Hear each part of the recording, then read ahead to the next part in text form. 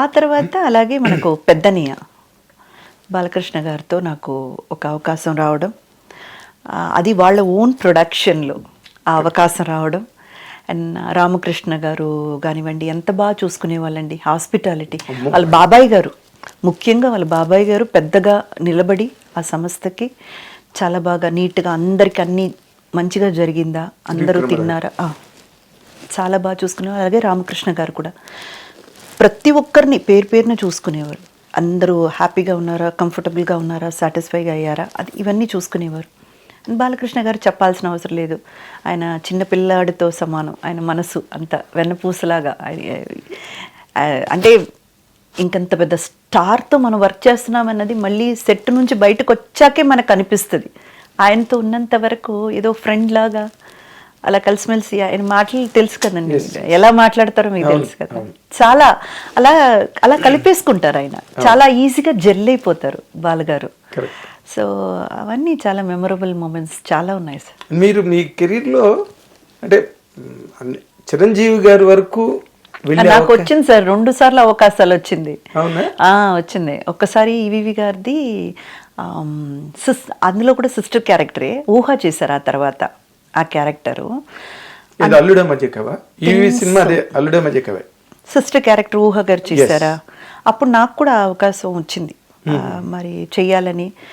నాకేంటంటే ఆయనతో పాటు డాన్స్ చేయాలి కదా, మరి నేను సిస్టర్ క్యారెక్టర్ ఎట్లా చేస్తాను అనేసి అది ఒక్కసారి నేను వదులుకున్నాను. మళ్ళీ రెండోసారి వదులుకున్నాను ఇన్ ద సెన్స్, ఇంకా వేరే దారి లేదు కదా, నేను సార్తో డాన్స్ చేయాలి, మళ్ళీ సిస్టర్గా చేస్తే హీరోయిన్గా చేయలేను కదా. సో నాకు ఒక చిన్న ఇదేంటంటే పక్కన చెయ్యాలి అనేసి. సో సెకండ్ ఛాన్స్ ఏంటంటే ఎడిటర్ మోహన్ గారిది, మన హిట్లర్ రాజేంద్ర ప్రసాద్ గారి పక్కన చేయాల్సింది. కరెక్ట్గా అప్పుడే తమిళ్లో ఏదో ఒక మూవీ చేస్తున్నాను, ఏదో మూవీ అండి, మన రామ్కీ గారితో అనుకుంటాను, తడయం అని ఒక మూవీ. కరెక్ట్, తడయం మూవీయా లేదా ఏదో ఒక movie sir, I'm not so sure. లేదు, రామ్కీ గారు, విజయశాంతి గారు, శాంతక ప్రొడక్షన్, శాంతిక ఓన్ ప్రొడక్షన్. మన విజయశాంతి గారు, రామ్కీ గారు, అండ్ నేను రామ్కీ గారు పేర్గా చేశాను. ఇఫ్ ఐఎమ్ నాట్ రాంగ్ ఆ మూవీ అనుకుంటాను. కరెక్ట్గా ఆపర్చునిటీ కూడా మిస్ అయింది. సార్తో కలిసి పనిచేసే అవకాశం అయినా దక్కుండేది, అది కూడా మిస్ అయింది. సార్ మీ కెరీర్లో మీరు కొంచెం దురాశపడ్డ సందర్భం ఏదైనా ఉంటే? అదొక్కటే దురాశ అని చెప్పను, ఇంకా కూడా ఆశకి ప్రాణం ఉందని నేను నమ్ముతున్నా. తప్పలేదు కదండి, తప్పే లేదు. ఎందుకంటే ఆయనతో సినిమా చేయాలి, ఆయన పేరుగా చెయ్యాలి. సినిమా చేస్తానో లేదో సార్, సార్తో కలిసి ఒక పాటకి డాన్స్ చేయాలి అంతే. ఎందుకంటే చిరు గారు పెట్టిన పేరు కదా డాన్స్ అంటే, చిరు గారు. అయ్యో నిన్న కూడా ఎరగొట్టేశారు చూడండి, స్టెప్ అవన్నీ అసలు థియేటర్లు. కానీ సార్ నుంచి నేను నేర్చుకున్నది మాట్లాడే విధానం అండి, అందరితో ఎలా పరామర్శించాలి, అందరితో మాట్లాడే విధానం. ఎంత కోపం ఉన్నా కూడా ఆ మాటల్లో చాలా జాగ్రత్తగా ఉంటారు, ఎక్కడ కూడా లూజ్ టాక్ అనేది ఒక్కటి కూడా దొరకదు. చూడండి చిరుగారు చాలా ఆ విషయం అన్నీ నేను చాలా గమనిస్తాను, నేర్చుకుంటాను. అంతే కదండి, మంచిది ఎక్కడున్నా సరే, ఎవరి దగ్గర ఉన్నా సరే మనం నేర్చుకోవాలి. మంచి ఎక్కడున్నా నేర్చుకోవాలి కదండి, 100%. ఇందాక నుంచి పాట అంటున్నారు, అసలు మీరు సింగర్ అవ్వాల్సిన వాళ్ళు. అవును, యాక్టర్ ఎందుకు సింగర్ గా మీకు ఛాన్స్ రాలేదా? మీరు ట్రై చేయలేదా? సంగీతం నేర్చుకున్నారు కదా మీరు? లేదు, నేను సంగీతం అంటే మా మదర్ వచ్చి కర్ణాటిక్ మ్యూజిషియన్ కదా, ఆవిడ మ్యూజిక్ టీచర్ కదా. She worked as a music teacher in Alappuzha, మన హరిపాడు అని చెప్పి ఆలపి దగ్గర ఒక ప్లేస్ ఉంది, హరిపాడు అనేసి. అక్కడ ఒక కాన్వెంట్లో మమ్మీ మ్యూజిక్ టీచర్గా వర్క్ చేసేవారు. పెళ్ళయి మేమంతా పుట్టాక ఒక ఆల్మోస్ట్ అబౌట్ ఒక వెన్ ఐ వాస్ 7-8 years ఉన్నప్పుడే అమ్మ వాళ్ళు జాబ్ మానేసి ఇంకా చెన్నైలో పూర్తిగా సెటిల్ అయిపోయారు. అంటే షీ ఈజ్ ఫ్రమ్ తమిళనాడు. అంటే మేము ఒక ఏమంటారు, నాన్న అమ్మ వీళ్ళ అంటే మా తాతయ్య వాళ్ళు ఇద్దరూ కూడా ట్రివాండ్రంలో సెటిల్ అయ్యారు. తెలుగు వాళ్ళే. మా పూర్వీకం చిత్తూరు, అంటే మన ఫాదర్స్ ఆర్ ఫ్రమ్ చిత్తూరు అండి. ఆ తర్వాత మరి జాబ్ కోసమా మరి దేనికోసం అని తెలీదు, మా తాతయ్య ఇద్దరూ కూడా ట్రివాండ్రంలో ఒకరేమో ఇలా మ్యూజిక్ నేర్పించేవారు. మ్యూజిక్ నేర్పించి ఈ ట్రివాండ్రం టెంపుల్లోనే దుబాషిగా పనిచేశారు మా అమ్మ వాళ్ళ నాన్న వాళ్ళు. అంటే మా అమ్మ తరపున మా తాతయ్య ఉన్నారు కదా ఆయన, మా నాన్నగారి నాన్న వీణా విద్వాన్. ఎక్కడంటే ట్రివాండ్రం ఆల్ ఇండియా రేడియోలోనే వీణా విద్వాన్గా పనిచేసిన ఆయన. సో మాదంతా కూడా సంగీత పారంపర్యమే. మిస్ అవ్వలేదండి, మన నుదుట ఏం రాస్తుందో అది జరుగుతుంది. అంటే ఆ పాడాలన్న సరదా లేదా సంగీతం నేర్చుకున్నారు కాబట్టి ఎక్కడో ఒక నాకైతే ఇంట్రెస్ట్ ఉంది కానీ ఎవరు అప్రోచ్ అవ్వలేదండి, అందుకని అదేలేండి. మీరు కూడా ప్రయత్నం చేయడానికి అవకాశం లేదు, ఎందుకంటే ఆర్టిస్ట్ గా బిజీ అయిపోయారు. పాడుకుంటూ ఉంటారా ఇంట్లో అప్పుడప్పుడు సరదాగా? అండి, వంట చేసేటప్పుడు పాడతాను. ఓ మంచి పాట పాడండి నిజంగా, ఎందుకంటే this is a rare angle for any hero. చాలా మంది ఆడపిల్లలు పాడతారు, మొగాళ్ళు పాడతారు, శరత్ కుమార్ గారు పాడుతుంటాడు ఇంటర్వ్యూలో. మీరు పాడితే, ఎందుకంటే సంగీత పారంపర్యం నుంచి వచ్చిన వాళ్ళు, అమ్మ సంగీతం, తాతగారి సంగీతం, మీరు ఒక పాట పాడండి, అసలు మా ఇంటర్వ్యూకే ఒక వాల్యూ వస్తుంది. అంటే ఇప్పుడు మీరు ఈ మెడ్రాస్, హైదరాబాద్ చాలా మంది వచ్చి సెటిల్ అయిపోయారు ఇక్కడ. అంటే మీరు కెరీర్ అన్ని వైపులా మలయాళం, తమిళ్, తెలుగు, అందుకని మీరు మెడ్రాస్లోనే స్థిరపడిపోయారా? హైదరాబాద్ చాలా మంది ఇప్పుడు బాంబే నుంచి వచ్చిన అమ్మాయిలు కూడా ఇక్కడ. అవును సార్, అది ఏమైందంటే ముందేమో సిస్టర్స్ చదువుకునేవాళ్ళు అక్కడ. ఇప్పుడు ప్రాబ్లం ఎక్కడ వచ్చిందంటే, నేను ఇక్కడికి వచ్చాను, మూవీస్ చేయడం స్టార్ట్ చేసిన తర్వాత, అంటే మాకు అంతకు ముందు మా తెలుగు ఎలా ఉండేదంటే తమిళ్ మిక్స్డ్ తెలుగు అండి, అంత ప్యూర్గా ఉండేది కాదు. ఇక్కడికి నేను వచ్చాను, మూవీస్ చేశాను, ఆ తర్వాత నాకు మన వాళ్ళతో అంతా మాట్లాడడం అలవాటు అయ్యాక నేను కొంచెం ప్రాపర్గా నేర్చుకున్నాను. కానీ ఇక్కడ మా సిస్టర్స్కి అంత రాదు. వాళ్ళు ఆల్రెడీ అక్కడ చదువుతున్నారు వేరు. ఒకరేమో నేను మూవీకి వచ్చిన టైంలో వాళ్ళంతా 8th స్టాండర్డ్ 5th స్టాండర్డ్ ఇలా చదువుతున్నారు. ఇప్పుడు నేను మార్చాలంటే టోటల్ ఫ్యామిలీ షిఫ్ట్ చేయాలి, ఎస్టాబ్లిష్మెంట్ అంతా మార్చాలి. అదొక పెద్ద ఇదైపోయింది సార్. అది కాకుండా టిల్ 98-99 వరకు కూడా మనకు చెన్నైలో చాలా వరకు షూటింగ్లు జరిగేవి సార్. ఇప్పటికే రికార్డింగ్లు అక్కడే జరుగుతుంటాయి అటు ఇటుగా. అప్పుడైతే 90% అక్కడ నడిచేవి షూటింగ్స్. అందుకని మనం ఏం చేసామంటే, అక్కడ ఏవిఎం లేదు, ఏవిఎం స్టూడియో లేదు కదా, అపార్ట్మెంట్స్ కట్టేశారుగా ఏవిఎంలో. ఇప్పుడు స్టూడియోలు బ్రతుకుతున్నదే ఓన్లీ టీవీల వల్ల సార్. మీరు టీవీలో కూడా కొన్నాళ్ళు షిఫ్ట్ అయ్యారు కదా. అంటే మధ్యలో మనకు అందరూ చేశారు కదా, మన హీరోయిన్స్ అందరూ కూడా వచ్చిన కొత్తలో శాటిలైట్ అందరూ చేశారు. ఖుష్బూ గారు, మీనా వాళ్ళు, వీళ్ళు, రోజా గారు అందరూ చేశారు కదా.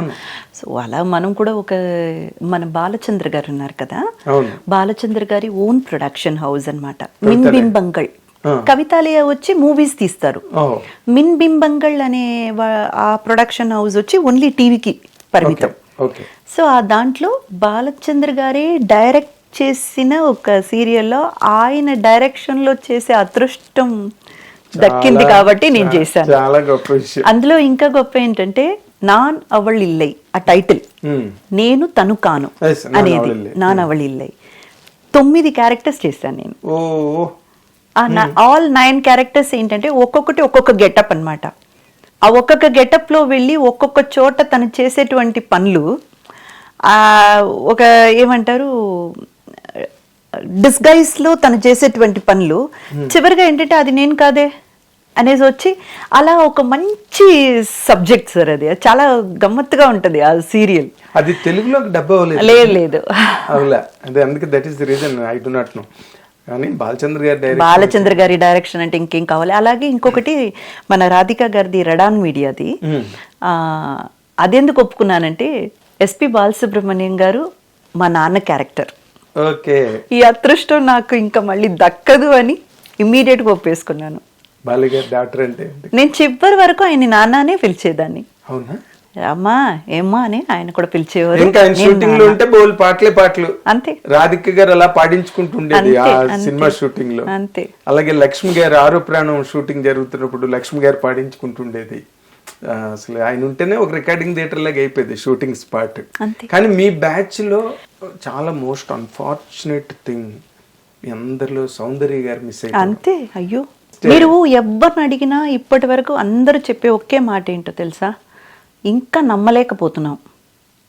అయిపోయింది కదండి 2004, ఎక్కడ ఇప్పటికి 22 సంవత్సరాలు అయిపోయింది. ఇంకా నమ్మలేకపోతున్నాం. ఇంకా అది జరిగిందన్న మాట నమ్మలేకపోతున్నాం. ఆవిడ అసలు ప్రైవేట్ ఫ్లైట్లో పోయి ఉండొచ్చు అనే ఒక ఫీల్ మాత్రమే సార్. బంగారం లాంటి మనిషి. అంతే, కోల్పోయాం. మీకు మంచి ఫ్రెండ్షిప్ ఉండేదా? ఉండేది సార్. ఫ్రెండ్షిప్ అంటే కాదు, చాలా సీనియర్ కదా ఆవిడంతా. సౌందర్య గారు, ఆమని గారు, వీళ్ళంతా నాకంటే సీనియర్స్. మీనా గారు, రోజా గారు అంతా వాళ్ళకంటే కూడా ముందు వచ్చిన బ్యాచ్ వాళ్ళు. సో వీళ్ళందరి మీద నాకు ఒక గౌరవం, ఒక మర్యాద సార్. నన్ను ఎలా చూసేవాళ్ళంటే అమ్మ దొంగ షూట్లోనే ఫస్ట్ మనం కలిసింది. అవునండి, అవును, సౌందర్య గారిని. So they use to treat me like baby girl. అంతే. ఆమని గారైనా సరే, సౌందర్య గారైనా సరే నాకు నేర్పుతారు. నాకు సన్ స్క్రీన్ వేసుకోవడం ఫస్ట్ నేర్పింది సౌందర్య గారు. నేను మైసూర్లో షూట్ నడుస్తుంది, సాంగ్ షూట్ నడుస్తుంది. బాగా నల్లబడిపోయాను, చేతులంతా చూడండి, ప్యాన్ కేక్స్ అవన్నీ వేస్తున్నారు, అయినా కూడా నల్లబడిపోతుంది. కలర్స్ చూస్తే ఇక్కడ ఒక కలర్, ఇక్కడ ఒక కలర్గా కనబడుతుంది అనేసి చెప్పేటప్పటికి ఆవిడ సన్ స్క్రీన్ వేసుకో, ఏం అవ్వదు, అవన్నీ ప్రాబ్లం లేదు చూడు అని చెప్పి ఫస్ట్ సన్ స్క్రీన్ నాకు ఇచ్చింది ఆవిడ. నాకు అంతవరకు అలా ఒకటి ఉందని తెలియదు. సన్ స్క్రీన్ అనే విషయం ఆవిడ నాకు చెప్పింది. ఇప్పటి వరకు అందరికీ అన్ని తెలియాలని లేదు అందులో. అప్పుడు నేను చెప్పేది ఈ కాలం కాదు కదండి, అప్పుడు 95 వచ్చింది. చాలా కన్వెన్షనల్, అంతే. తెలియదు అసలు. మనకి తెలిసినంత కొబ్బరి నూనె అంతే.